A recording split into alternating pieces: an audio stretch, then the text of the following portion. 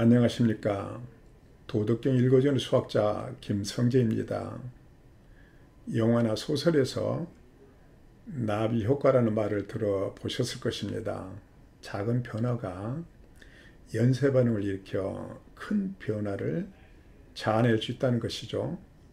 그래서 만약 여러분이 타임머신을 타고 과거로 간다면 특히 여러분의 주위에 변화를 만들지 말아야 합니다.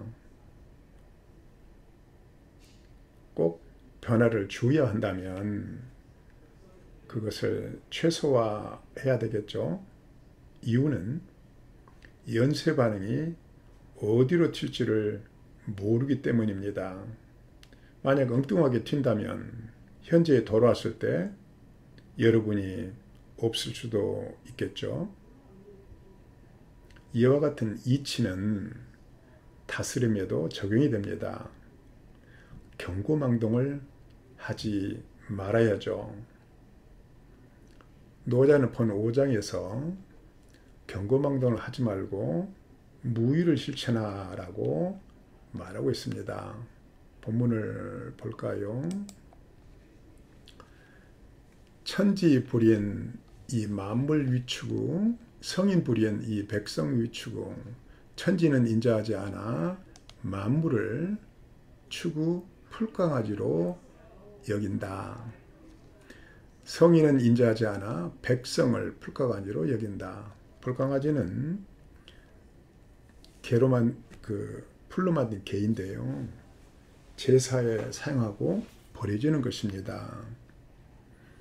이처럼 천지는 인자함을 드러내지 않아서 마치 만물을 하찮은 것으로 여기는 듯하다. 천지의 도를 본받은 성인도 인자함이 드러나지 않아서 마치 백성을 풀강아지 다루듯 한다라는 것입니다. 고요함을 지키고 있기 때문에 그렇습니다. 천지지간 기후 타격호 허위불굴 동이유출 하늘과 땅 사이는 천지의 사이는 그것이 풀무 같으랴.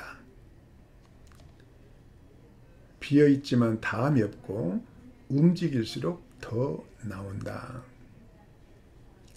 풀무는 밀거나 당기고 또는 돌려서 바람을 일으키고 불에 생명력을 넣는 기구입니다. 천지사이는 풀무를 사용해야 되는 상황이 아니라는 것입니다. 풀무는 필요할 때 바람을 붙여서 생명을 넣고 그러니까 활용하는 그런 것이죠. 그런데 천지지간은 그렇지 않다는 것입니다. 비어있고 그 작용이 끊임이 없지만 움직이면 움직일수록 어려움이 나온다는 것입니다. 그 연쇄 반응이 어려운 방향으로 튀는 경우가 많다는 거예요. 그러니까 함부로 경고망동을 하지 말라 이 말입니다. 이제 결론을 내리죠. 다운수궁 불효수중 말이 많으면 자주 궁색해지니 중을 지킴만 같지 않다 못하다. 중은 고요함을 뜻합니다. 저 뒤에도 말이 나와요. 정의조군 고요함은 조급함의 우두머리가 된다. 그래서 정을 더 앞세운다는 뜻이 돼요. 말이 많다는 것은 말로서 무엇을 하기 때문에 의지를 드러내고 뭔가를 하려고 한다면 더욱더 자주 궁색해지기 때문에 고요함을 지키는 것이 더 낫다. 다시 말해서 무의를 실천하라 라는 뜻입니다. 본 5장은 가장 오래된 판본인 곽점 주간본에는 대로 만든 책이죠. 그래서 주간본이라고 합니다. 요 3, 4행만 있어요. 나중에 이제 백서본이나 왕필본에 이 5줄이 나타나게 되는데 요 두 행의 뜻이 그렇게 잘 전달이 안 되기 때문에 후대 요구를 더했지 않나 라는 생각이 듭니다. 그 이유는 옛날에도 그렇고 지금도 그렇고 대부분의 학자들이 이 부분 갖고요. 동의 유추를 움직이면 움직일수록 생명력이 넘친다라는 뜻으로 해설을 합니다. 그래서 천지지간이 풀무 같아서 비어있지만 다함이 없고 움직이면 움직일수록 생명력이 넘치게 된다라고 이해를 합니다. 그러게 되면 움직임의 긍정을 이야기하는데 이 앞이나 뒤에서는 움직임의 부정을 이야기하고 있어요. 그래서 논리적 괴리가 생겨요. 그럼에도 불구하고 아직도 요거를 움직임의 긍정으로 그렇게 표현하고 있는 학자들이 많아요. 내놓는 학자들도 다 그래요. 예를 들어서 도울 김여국 선생도 그렇고 서강대에서 교편을 잡았던 그리고 한때 안철수 대선 캠프에서 선대위원장을 했던 최진석 박사도 마찬가지입니다. 여기에 타격은 천지지간에 비교되는 거예요. 그래서 같지 않다는 것인데 이 문장을 타격과 풀무와 비유를 해버리는 결과죠. 그래서 이 호자를 의문어조사로 보지 않고 어떤 강조, 감탄의 어조사로 보고서 천지지간과 타격을 같은 걸로 보는 그러한 그런 결과로 뜻을 정반대로 해석하고 있는 것입니다. 뜻을 더 정확하고 효과적으로 전달하기 위해서 사람들은 비유와 비교를 사용하기도 하고 그림을 사용하기도 합니다. 그림에 대해서 좀 이야기를 해볼까요? 중국 송나라 황제 휘종은 그림을 무척 좋아했어요. 궁중에 화가들을 초대해서 그림 대회를 열곤 했는데 그 그림 제목으로 어떤 시의 한 구절을 따오기도 하거나 자신이 직접 제목을 내걸기도 했답니다. 한 번은 꽃을 밟고 가니 말발굽에서 향기가 난다는 제목을 걸었는데 화가들에게 말발굽에 묻은 꽃향기를 그림으로 그려보라는 것이겠죠. 모두 어려워하고 있을 때 한 젊은이가 그림을 제출했습니다. 그 그림에는 달려가는 말 한 마리와 그 뒤를 쫓아가는 나비떼가 그려져 있었다고 합니다.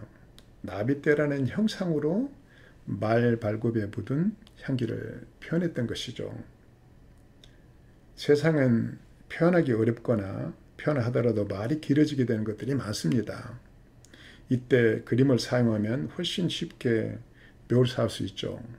그래서 여러분들이 직장생활을 할 때 제안서나 보고서를 준비하며 적절한 그림을 삽입하기도 했을 것입니다. 하지만 보이지 않는 것을 그림으로 표현하는 일은 상상력과 창조성을 요구합니다.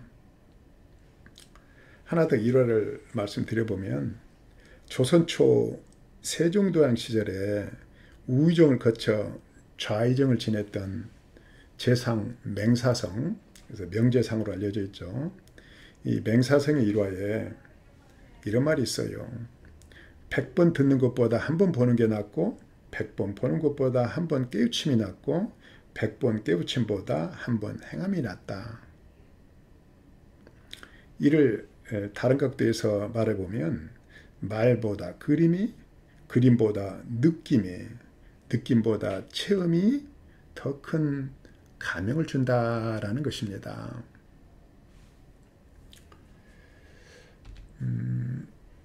저는 한때 말 개수를 세는 습관이 있었어요. 지금과 같이 대화를 나누면 내가 말한 말의 개수, 또 친구가 말한 말의 개수, 또 서의 이야기를 하더라도 각각 그 사람의 말의 개수를 셉니다.